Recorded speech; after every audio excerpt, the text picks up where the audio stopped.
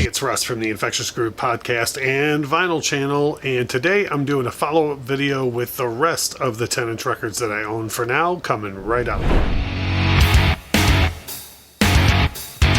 So I went over in the first video a lot of my thoughts in general on 10-inch records, what I like and what I don't like, and I think what I don't like is a longer list, but I say the 10-inch records I own for now because, as you'll see in the second half of what I have, a lot of the 10-inch records that I end up owning come from record store day pieces by bands that I love, and I may not listen to these as much as I want to or should actually, but they are pieces that I like to own and I like to have the material around. So in this one, I'm basically picking up from where I left off in the last video and going straight through because I do have a significant amount less of 10-inch records than I do 12 inches and certainly 7 inches as well. One of the more special ones that I own that I really enjoy a great deal is 10-inch single for the song Lakini's Juice by Live. And the reason why I purchased this 10-inch single is, well, first of all, I love the song. And second of all, the album that this comes from, Secret Smarty, has been reissued in the last couple of years as of the shooting of this video. But at the time that I found this 10-inch single for a reasonable price, original pressings of Secret Smarty were going for a ridiculous amount of money to the point where I didn't want to pay what they were for.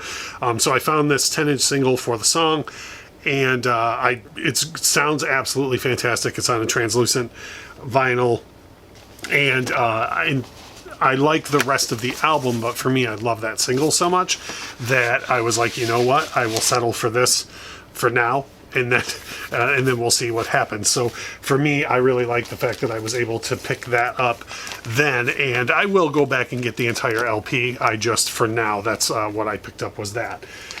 This next one, I actually ended up with 2 copies of this, and I'm thinking I'm going to do an album channel giveaway for one of these at some point.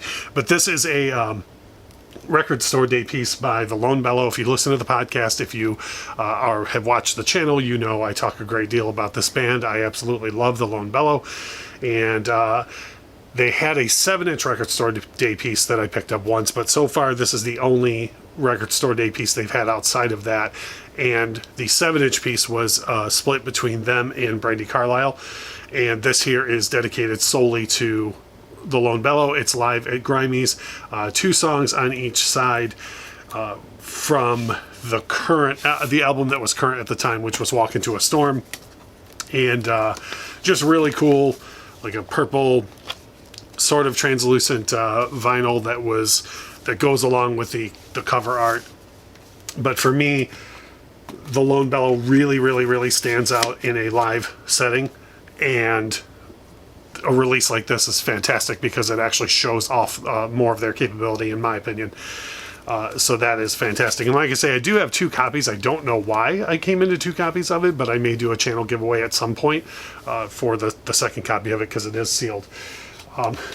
This next one is kind of humorous. This was a free giveaway that someone passed along to me at some point. Mortal Kombat Annihilation, and it's just the single from KMFDM on there, and I do love KMFDM, but as everyone knows, Mortal Kombat Annihilation is one of the worst movies ever made, and on top of that, this is a picture disc, so this is one of the few things that resides in my collection that's there just because it was a gift.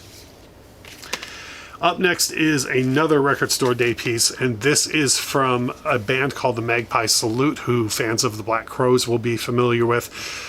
Rich Robinson, the lead guitar player, guitar player and lead songwriter in the Black Crowes, had a side project that looks to be defunct now, but was going for several years in around 2010 to 2015 or so. And a couple of studio albums. There's either 2 or 3 studio albums from the Magpie Salute, and this was a record store day piece that had 2 singles and really honestly nothing special. These aren't acoustic versions or alternate mixes or anything, just the 2 tracks that ended up being on the album that was forthcoming at that time. Mumford & Sons turned in another of those, much like the Lone Bellow Grimey's piece. This was a live at Bull Moose release for Record Store Day, black vinyl, very pedestrian release, except for, again, it being a Record Store Day piece. that's live at Bull Moose, and you got 4 singles on there, and or 4 live tracks on here, and it opens with "I Will Wait," which was again the current single that was leading off their second album.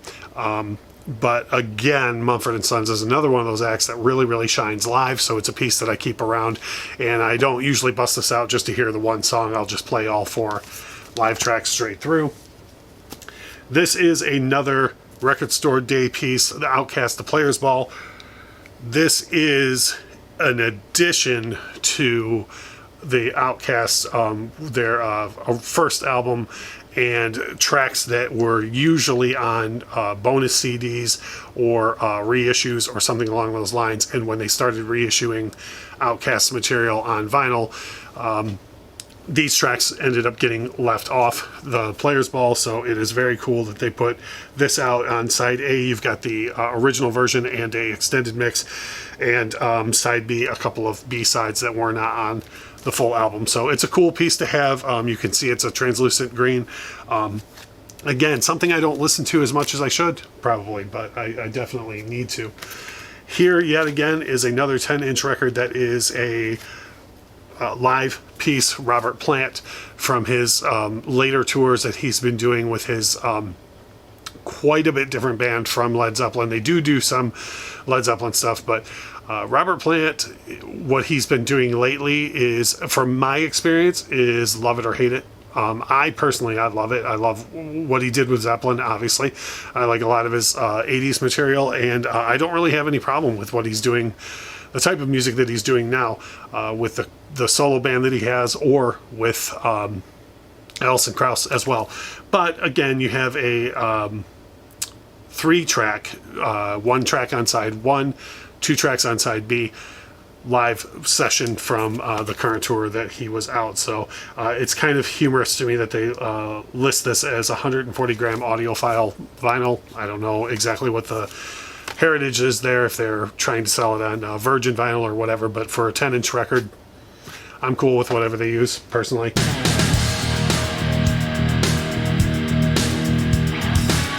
This next one is a band that I got turned on to because of our Friday night spins. I've talked about this on the channel and the show a lot, where we have people over and everyone is encouraged to bring over albums that they love or artists that someone else needs to hear. And this is an artist called Polisa that I had never heard of until a friend brought a record over by them. And the first thing I personally went out to buy, I do like their original material, but the first thing that I went out to buy from them was this 10-inch single.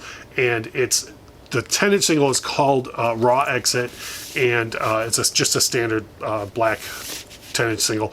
But it's called a Raw Exit, and it's got 3 of their own studio tracks on it. But for me, the big draw to this, they do a cover of You Don't Own Me by Leslie Gore that is astounding. A fantastic cover. I rarely ever say this cover is as good as the original or better. And I'll leave it to you to decide. Go check it out. The cover is on streaming. Polisa is the band. You Don't Own Me is the cover. But this cover of Leslie Gore is absolutely fantastic and worth seeking out some Polisa material after you check out that cover. Another one here that is probably pretty common, I would imagine, and this is the Third Man Records reissue of Elvis Presley's original recording of My Happiness. And Plain Jane, obviously, everything about this was meant to reproduce the original as much as they could. Obviously, there's a printed version of the label that's worn off and whatnot because of Third Man getting the condition that the original was in when Third Man got it.